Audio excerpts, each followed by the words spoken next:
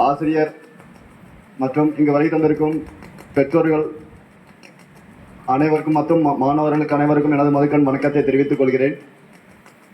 என்னை முதல் முறையாக தேசிய கொடி ஏற்றுவதற்கு அழைப்பு விடுத்தமைக்கு மிக்க நன்றியை நான் தெரிவித்துக் கொள்கிறேன்.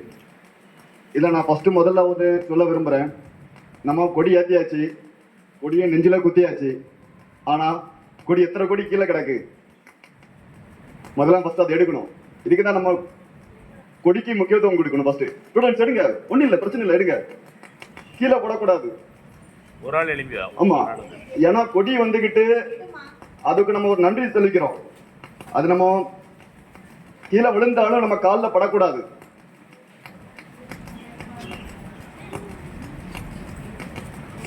இதை தொடர்ந்து ஸ்டூடெண்ட்ஸுக்கு நான் ஒன்று சொல்ல விரும்புகிறேன்.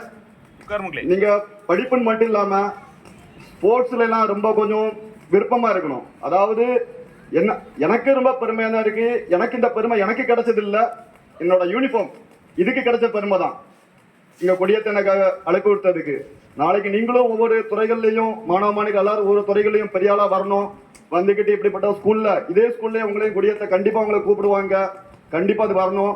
எல்லாருமே நல்லபடியா படிச்சு முன்னுக்கு வரவிட என்னோட வாழ்த்துக்களை தெரிவித்துக் கொள்கிறேன். நன்றி, வணக்கம்.